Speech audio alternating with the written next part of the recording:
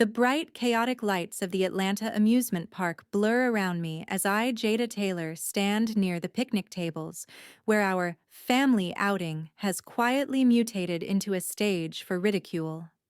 Paper plates piled with burgers and fries scatter the table, but the real feast is the laughter aimed at me. My mother leans in, her smile sharp as glass. If Jada ever gets married, the world will end. She's too busy fantasizing about fiancés to keep up with her cousin. The circle bursts into laughter, heads nodding in that cruel rhythm I've known all my life. I clutch my soda, the plastic cup crumpling under my fingers, and check my phone again. Still no message from him. He should be free from his meeting in Charlotte by now. The words sting harder than usual, slicing through years of accomplishments they've never seen, my marketing firm landing major clients, building a life on my own terms, thriving far from their doubts. I bite back a response, letting the distant screams of roller coasters fill the silence. But something inside me snaps tonight. Their little story about me is about to crumble, and I'm ready to watch it burn. If your family ever doubted you, ever laughed at your dreams, hit like and subscribe. Watch what happens when the truth drops like a bombshell. Later that afternoon, as the sun dips lower over the Ferris wheel, I slip away from the group toward a quieter spot near the bumper cars. The laughter from the main path fades, replaced by the distant hum of rides. I need a moment to breathe, to shake off the echoes of that public jab. But then voices drift from behind a snack kiosk. Familiar ones carrying that gleeful edge I've dreaded since childhood.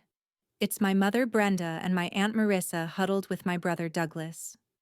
Their words slur slightly from the park's watered-down drinks, but the mockery cuts clear. 2 years engaged to a ghost no one's met. Brenda says, her tone thick with amusement. Finance consultant, that's code for unemployed dreamer these days. Marissa's laugh breaks like shattering glass. And that Charlotte gig, probably just cafe Wi-Fi and pretend meetings. Who builds a marketing empire from nothing? Douglas joins in, his voice laced with that superior smirk he saves for me. She's always fabricating to match LaToya's real promotions. Poor sis, therapy might help her stop competing with actual success. My phone slips from numb fingers, clattering on the gravel. Tears burn hot but stay unshed. They won't get that win. The park's artificial wind from passing coasters whips my hair, but it can't cool the rage building inside. How many times have I shared wins, that airline campaign netting 6 figures, the team expansion, only for them to dismiss it as exaggeration? Justin's face flashes in my mind, his steady presence at our quiet dinners, but they've never seen him, never believed. I retrieve the phone, dialing his number with trembling hands. He answers quickly, concern immediate. Jada, you sound off. What's happening? The story spills out, the ridicule, the whispers twisting my reality. Please come now. I need you here to end this. He hesitates only a second. I'm wrapping up. Traffic from Charlotte to Atlanta is light. Give me 45 minutes. We'll show them.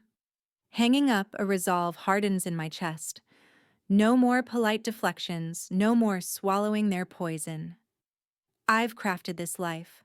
Clients trusting my strategies, Justin partnering in every sense, without their stamp. Tonight the facade cracks. Nadine texts support, but I pocket it, turning back toward the noise. The decision pulses like the park's throbbing music. Time to let truth speak. Back with the group near the carousel, my cousin LaToya waves me over for what she dubs the family cheer, a casual toast amid the spinning horses and blaring music. The colorful mounts whirl behind her, casting flickering shadows on our circle. Everyone clusters in, holding plastic cups of fizzing drinks, the air thick with fried dough scents. Brenda nods expectantly, assuming I'll deliver the standard fluff. I step into the center voice level despite the churn in my gut. The words form carefully, each one a quiet rebellion against the years of sidelined efforts. When we gather like this, I begin letting my gaze drift across expectant expressions.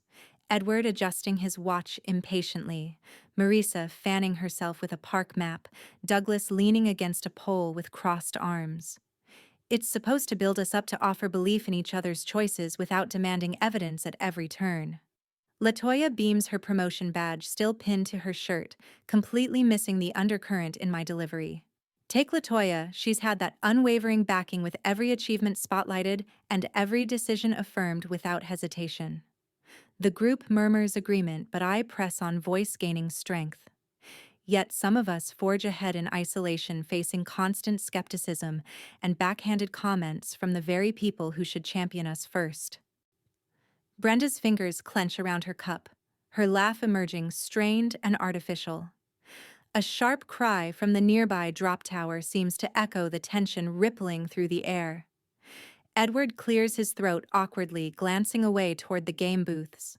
Marissa leans toward Douglas, murmuring low, his nod brief, but his eyes darting to mine with unease. The toast lands with hesitant clinks, the energy deflated like a punctured balloon. Latoya pulls me aside moments later, her brow furrowed. That came out intense. Are you dealing with something? I offer a non-committal nod, but inside the grievances stack higher. They've always downplayed my shifts to Charlotte, labeling client breakthroughs as fleeting luck, perpetually holding Latoya's corporate ladder as the gold standard. My phone buzzes softly, a message from Justin. On my way, ETA 20 minutes. The simple words send a surge of anticipation, steadying my pulse. Nadine's voice from our earlier chat replays in my head. Hold your ground, they've earned this reveal. I survey the cluster once more, Brenda pivoting to lighter topics with forced enthusiasm, Marissa chiming in supportively, Douglas now engaging kids in a ring toss game. The park's growing dusk crowd mills about, unaware of the storm brewing in our small huddle. Justin's impending presence feels like an approaching front ready to clear the haze of their disbelief. No longer will I perform for their validation. A few minutes later, as the group mills around the arcade games, Justin's silhouette emerges near the ticket booth. He weaves through the throng in his crisp shirt, eyes locking on mine amid the flashing prizes and ringing bells. Brenda's back faces him, her chatter ongoing to Marissa. Jada's tales get taller each time next she'll claim a mansion. Justin halts just behind her, his presence commanding silence before he speaks. Too late. Brenda whirls, color draining from her cheeks. The arcade's chaotic dings halt in my ears as heads snap toward him. Too late for what? Edward demands, stepping closer with furrowed brows. Justin holds my gaze steadily, then draws a folded document from his inner pocket, our marriage license from a discreet Charlotte courthouse last month. We'd kept it under wraps to sidestep their interference. For the world ending. We're married, have been for weeks. The revelation lands heavy. Gasps echo. Latoya's hand flies to her mouth. Douglas's game token clatters to the ground. Marisa stumbles back a step. Brenda clutches her chest. This can't be real. Her eyes dart to the paper, then to me. I move beside Justin, his arm slipping around my waist with familiar ease. Meet Justin Stewart, my husband, the finance expert you labeled a myth. And yes, it's all true. Edward fumbles for his phone, thumbs racing across the screen. We'll verify this. Within moments, they're all tapping, pulling up my Charlotte firm site with glowing reviews, Justin's profile listing high-stake deals across states. Multi-million contracts. Douglas mutters, his earlier smugness evaporating. Marissa shakes her head. But why hide it? Justin responds calmly. To avoid exactly this, your constant erosion of her reality. The confrontation escalates. Brenda stammers defenses. We just cared, worried you'd fail alone. I counter sharp. Cared by mocking every step, search deeper, see the awards, the expansions.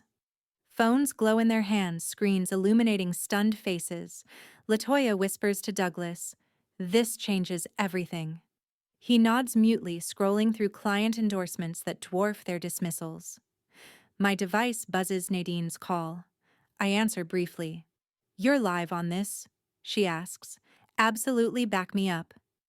She texts rapid encouragement. "Tell them about the recent merger win." I relay it aloud, watching their skepticism crack further. The park's evening bustle continues, oblivious families claiming prizes, kids darting between machines. But our spot feels isolated, the air charged with unraveling lies. Justin squeezes my hand, grounding me as their online digs confirm what they've long ignored. No apologies surface yet, just shifting feet and averted eyes. The shift is palpable, their narrative crumbling under digital proof. The next week, my phone buzzes incessantly with calls from Atlanta. Brenda's voicemails pile up, her tone wavering between regret and deflection. "Jada, that park mix-up, we didn't mean it like that." Edward sends clipped texts about discussing family matters. Douglas even chimes in with a half-hearted suggestion for lunch. Latoya stays quiet, but Marisa forwards a group message urging reconciliation. It's all too little too late, their surface remorse rings hollow after years of erosion. I let most go unanswered, channeling energy into work instead. My Charlotte office hums with morning activity, keyboards clacking, screens glowing with campaign mocks. Antonio stops by my desk with a fresh report. The telecom pitch sealed another $250,000 in the bag. His enthusiasm bolsters me as I craft the invitation email. "Come see the reality you've questioned. Make the drive up. It's time." They arrive mid-morning, pulling into the parking lot in Edward's sedan. Brenda smooths her blouse, stepping out. Edward straightens his collar. Marisa trails with a forced smile, Douglas slouching behind Latoya, bringing up the rear, looking subdued. "Impressive building," Edward comments, eyeing the modern facade. I greet them coolly, leading inside through the glass doors. The lobby's sleek design, minimalist art, buzzing reception sets the tone. "Welcome to where I turn ideas into revenue," I say, gesturing broadly. The tour begins in the main workspace, desks arranged in collaborative pods, team members huddled over digital boards. This is our strategy hub where we brainstorm for clients like major airlines and tech firms. Antonio approaches, extending a hand. "You must be Jada's family, heard a lot. I'm Antonio Reed, lead on operations. Her vision doubled our portfolio last year." He chats briefly about a recent win, his pride evident. Brenda nods politely, but her eyes scan skeptically. "All this from marketing seems elaborate." We move to the conference room, walls lined with award plaques and client logos. Team members wave, diverse faces from various backgrounds, accents mixing in casual greetings. "Meet the crew that executes the campaigns you called hobbies," I explain. Edward peers at a screen displaying metrics. Solid numbers, but sustainable long-term. Douglas snorts softly. "Looks flashy, probably propped up by luck." Marisa echoes faintly. "We always wondered about the details." Latoya hangs back, murmuring, "It's bigger than I pictured." Their comments sting, but I press on, showing the break room where ideas spark over coffee. Justin texts support, "Show them everything." As the visit winds down, Brenda attempts warmth. "We're proud, really just surprised." But Douglas's parting quip lingers. "Hope it lasts beyond the hype." They depart with awkward hugs, the air unresolved. Back at my station, Antonio raises an eyebrow. "Tough crowd." I nod. "Always have been." Fan 6. Joe Die 550. 2. In the conference room, as they settle into chairs overlooking Charlotte's bustling streets, I cue up the audio on my laptop. The playback starts crisp, Brenda's voice from the park slicing through. "If Jada ever gets married, the world will end." Marissa's accompanying snicker follows, then Douglas's barb about my fake career. Their expressions shift from curious to ashen. Edward leans forward, brow creased. "You taped us without permission." I meet his stare evenly. "Permission. After dismissing my every milestone for a decade, this is what you've sounded like behind closed doors." Brenda fidgets with her necklace. "It was harmless talk, family venting." but her defensiveness cracks under the weight of her own words replaying. Marisa interjects weakly. We didn't intend harm, just concern for your choices. Douglas crosses his arms, muttering, exaggerating as usual. I pause, the recording voice steady. Concern you ridiculed my client wins as delusions my marriage as a joke. Why the constant tear down? The question hangs, prompting uneasy glances. Edward sighs, first rubbing his temples. Fine truth is, I projected my own mess. Lost a partnership early on, buried it deep. Pushed you hard to avoid my pitfalls. Douglas shifts uncomfortably, then admits. Same here, bombed my first venture after college, hid the debt from everyone. Figured you'd flop too if unchecked. Latoya's eyes widen slightly, but she remains wordless, fingers tracing patterns on the table. Marissa opens her mouth, then closes it, opting for silence as the revelations sink in. The room pulses with raw exposure, their secrets mirroring the doubts they've heaped on me. Brenda reaches across. We meant to protect you. I pull away.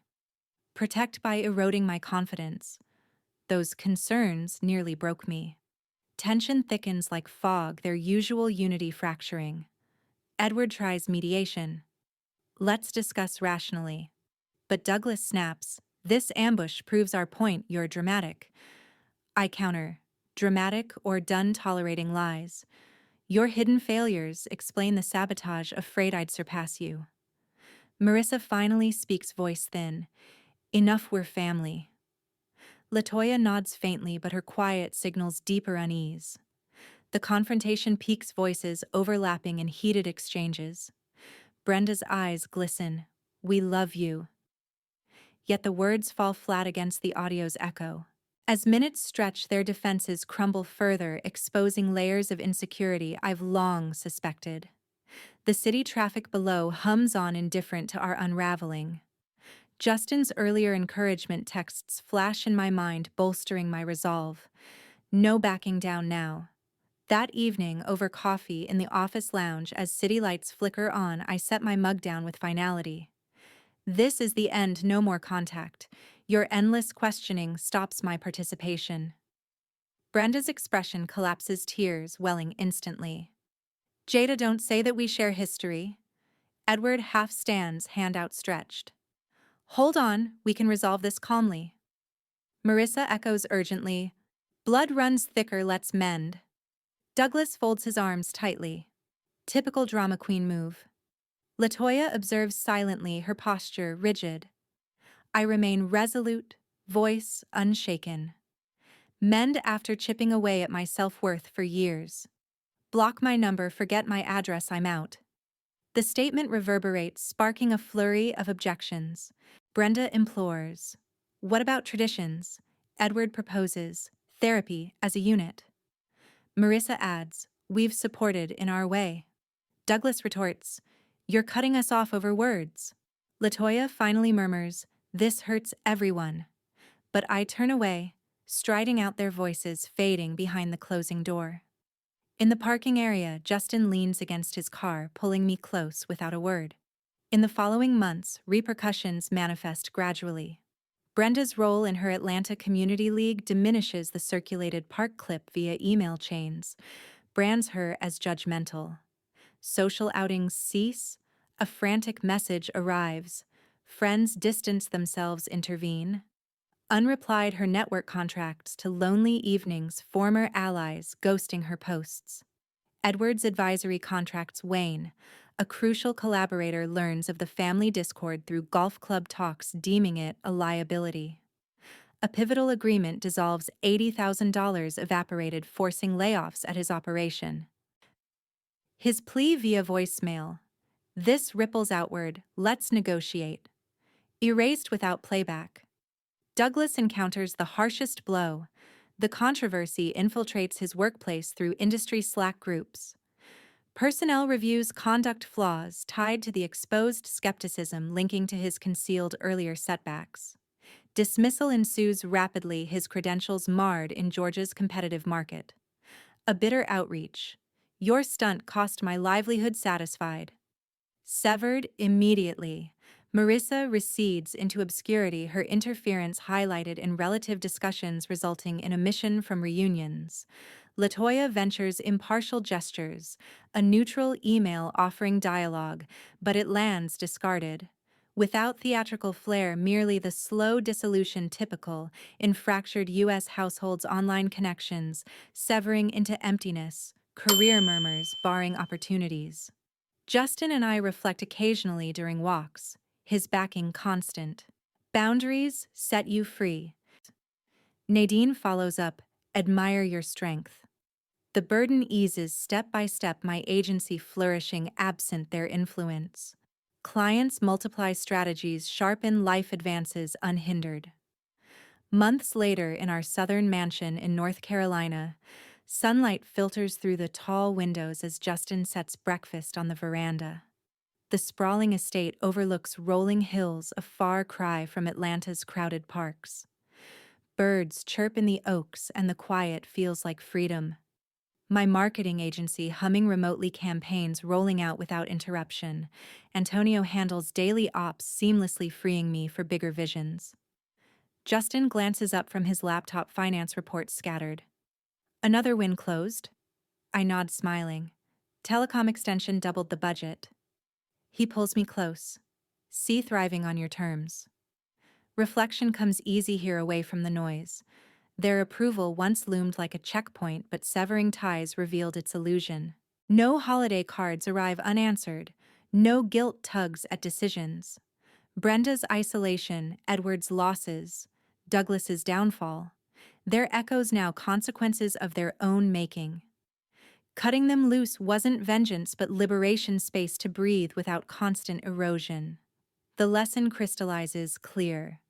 Trusting yourself outshines external validation, especially when it poisons. Doubt from kin inflicts lasting scars, often boomeranging as irreversible rifts. In American lives, toxic bonds fray families' daily minds, no exception. The value self-reliance breeds true freedom, unburdened growth. I mentor juniors at the firm, spotting my old struggles in their stories. One facing parental scorn over creative paths shares, they call it a phase. I advise, prove it to yourself first, the rest follows. Her designs flourish under guidance mirroring my journey. Evenings with Justin unfold simple walks through gardens, planning expansions. No shadows linger, life fills fully. Nadine visits occasionally, toasting progress, proud of your boundaries. The mansion stands as testament built from successes they denied. No regrets surface, only forward momentum. Their world contracted without me, but mine expanded boundless.